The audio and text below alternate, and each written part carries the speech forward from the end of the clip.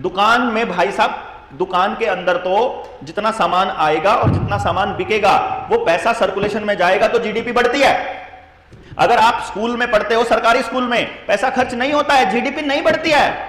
लेकिन private school में पढ़ते हो तो आपको प्राइवेट बस लेनी पड़ेगी, ड्राइवर रखना पड़ेगा, कंडक्टर रखना पड़ेगा, आया रखनी पड़ेगी, सीसीटीवी कैमरा लगाना पड़ेगा, आपको बेंचेस लाने पड़ेंगे, बढ़िया बिल्डिंग बनानी पड़ेगी, रोज मेंटेनेंस के लिए और एम्प्लॉय रखने पड़ेंगे, और शोशेबाजी करनी पड़ेगी, और करना पड़ेगा, ज्यादा फीस लेनी पड़ेगी, ज्यादा खर्चे करने पड़ेंगे, गाड़ियां खरीदनी पड़ेंगी, और कुछ करना पड़ेगा, तो जीडीपी बढ़ती है।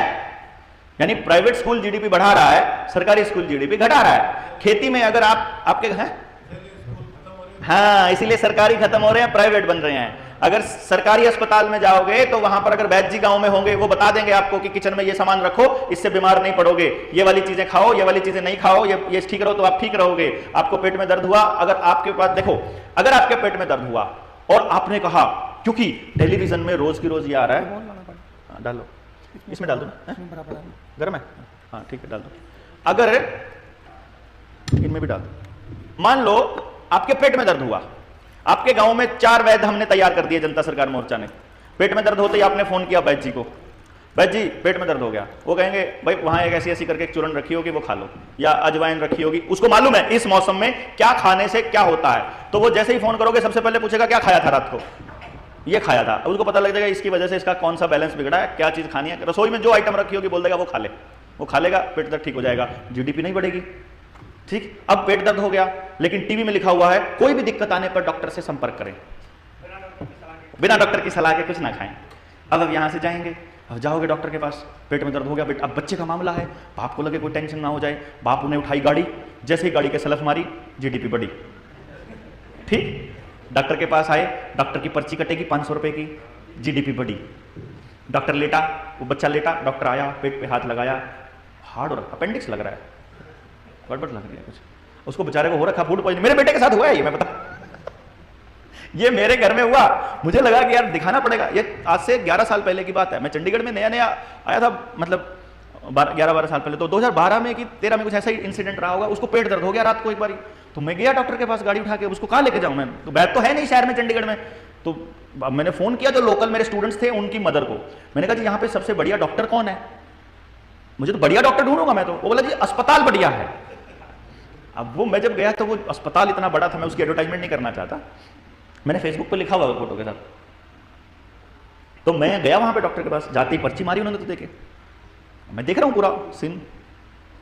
डॉक्टर आया, फिर भागा हुआ, और ये तो हो गया है, आप ऐसा करिए सुबह ऑपरेट करना पड़ेगा शायद, तो आप इसका अल्ट्रासाउंड करवाना पड़ेगा, अभी तो खाना खा लिया, सुबह खाली पेट इसका अल्ट्रासाउंड कराएंगे सबसे पहले, और फिर जो भी दिक्कत होगी निकाल देंगे। मैंने कहा ठीक है। अच्छा, मैं चलता हूँ इंस्टिंक्ट से, मैं ऐसे नहीं चलता, मैं ले गया, मैंने पूछा बेटे से, मैं कहा अभी कैसा है दर्द, बोला दर्द तो है लेकिन थोड़ा सा हल्का सा कम है। मैंने कहा कोई बात नहीं। मेरे एक मौसा जी हैं करनाल में, मैंने उनको फ़ोन मिलाया, मैंने कहा ऐसे ऐसे करके बात हुई है, पेट दर्द है। बोला खाया क्या था, मैंने कहा ये खाया था, वो बच्चों के डॉक्टर हैं, ये खाया था, पेट ऐसे हो रखा है, भारी हो रखा है, मतलब वो सब तुझे पूछ, बोला हाँ ऐसे हो रखा है। बोला कुछ नहीं, सुबह तक ठीक हो जाएगा तू, और कोई दिक्कत होगी तो करनाल आ जाओ। मैं कोई ऐसी खतरे वाली बात नहीं। बोला ना, तो मैं अल्ट्रासाउंड ना करूँ, पागल है तो अल्ट्रासाउंड कराएगा, तो कर चल। वो जो मैं अपना बेटे को लेके मैंने बोला, वो बोला एडमिट कर, मैं एडमिट करूँगा तो जीडीपी बढ़ेगी, अल्ट्रासाउंड कराऊंगा तो भी जीडीपी बढ़ेगी, ऑपरेशन होएगा तो भी जीडीपी बढ़ेगी। सुबह उठे हम, सुबह उठ के बाद मैंने तो फिर और क्या किया, सुबह उठा बेटा तो एकदम फिट था, तो मैंने कहा ये तो, लेकिन फिर भी वो बाप था ना मैं। अब और कोई, अगर मैंने आयुर्वेद पढ़ी होती, मुझे वो चीज़ों का बाद में पढ़ी, अब मेरी घरवाली अब पूरा आयुर्वेद समझ रही है, अब उसको मालूम है ये दर्द इतने टाइम में ठीक हो जाना है, कोई टेंशन नहीं, अब रिलैक्स एकदम मस्त है। लेकिन उस टाइम पे नहीं थी इतनी समझ इन चीज़ों के बारे में जानने की, तो मैं टेंशन में कि कहीं पेट में कोई इन्फेक्शन ना हो जाए। वो जो पढ़े लिखे लोग होते हैं, सो कॉल्ड पढ़े लिखे, हम भी पहले अपने आप को ऐसा समझते थे, तो हम थे कि हमसे ज़्यादा तो हमारे गाँव का कॉमन सेंस जिसका जिंदा है वो बुजुर्ग को ज़्यादा नॉलेज है। हम गधों ने तो सिर्फ किताबें पढ़ी हैं, हमने तो डिग्रियां इकट्ठी कर ली, पता चलता है डिग्रियों का तो काम सिर्फ नौकरी का और कुछ है ही नहीं, जिंदगी में तो डिग्री कहीं काम आनी ही नहीं। अब यहाँ आप लोग बैठे हो, आप लोग डिग्री देख के थोड़ी बैठे हो, है ना, उस चीज की समझ मेरे को ज्यादा है, जिस चीज का तजुर्बा ज्यादा है वो मेरे से ले लो, जो आपके पास ज्यादा है मेरे को तो होना तो ये चाहिए। ज्ञान के ऊपर कोई सर्टिफिकेट का कौन सा मतलब है यार।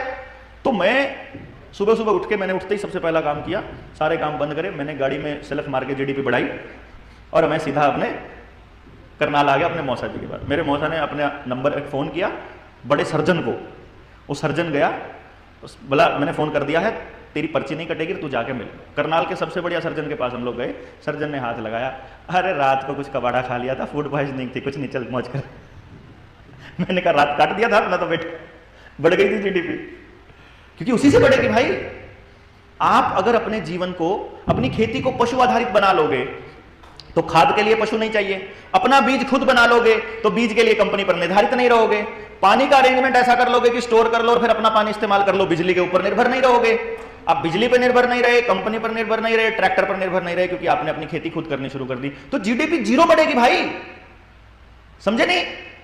जीडीपी जीरो बढ़ेगी। अगर आप लोग खर्चा नहीं करोगे तो जीडीपी नहीं बढ़ेगी, तो उनके हिसाब से देश का विकास नहीं होगा, उनके हिसाब से आदमी का विकास होगा केवल, देश का नहीं होगा। और मैं समझता हूं आदमी का विनाश और देश का विकास, ये कौन सी कैलकुलेशंस हैं? ये तो कैलकुलेशन समझ से परे की बात है। और जब पता चलता है, वो जो पीएचडी वाले बंदे की जब मैं बात कर रहा था, वो मुझे बता रहा है कि जी केवल 7% रह गई है खेती अमेरिका में, तो और देखो ना अमेरिका कितना विकसित देश है। मैंने कहा अमेरिका इतना विकसित देश है कि पूरी दुनिया में डिप्रेशन के केसेस सबसे ज्यादा अमेरिका में है, कैंसर के केसेस सबसे ज्यादा अमेरिका में है, परिवार टूटने के, तलाक के केसेस पूरी दुनिया में सबसे ज्यादा अमेरिका में है, पोल्यूशन का इतना बुरा हाल है और संसाधनों के डिस्ट्रीब्यूशन का यह हाल है कि केवल 2% लोग पूरी दुनिया के 90% संसाधनों पर कब्जा करके बैठे हैं, इतना बुरा हाल है अमेरिका के अंदर। अमेरिका के ऊपर पूरी दुनिया में अपने जीडीपी का सबसे ज्यादा कर्जा है, पूरी दुनिया में सबसे बड़ा कर्जदार देश अमेरिका है।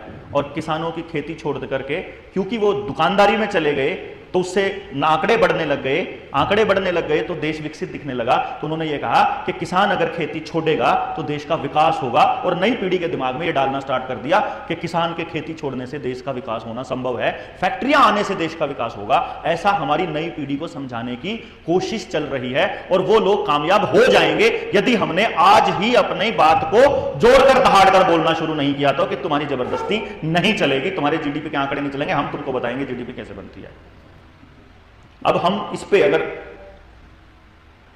चिंतन नहीं करेंगे, मनन नहीं करेंगे, रिसर्च नहीं करेंगे, अब आप लोग जो मैंने आपको बातें बताई हैं, क्योंकि आप जागे हुए लोग हो इसलिए आपको ये बातें समझ आ जाएंगी, लेकिन लोगों को दिखाने के लिए तो आपके पास आंकड़े होने चाहिए, दस्तावेज होने चाहिए। वो आंकड़े तैयार कौन करेंगे? लोग। तो हमको कोई भी काम करना है, बदलाव करना है, सोच बदलनी है, देश बदलना है।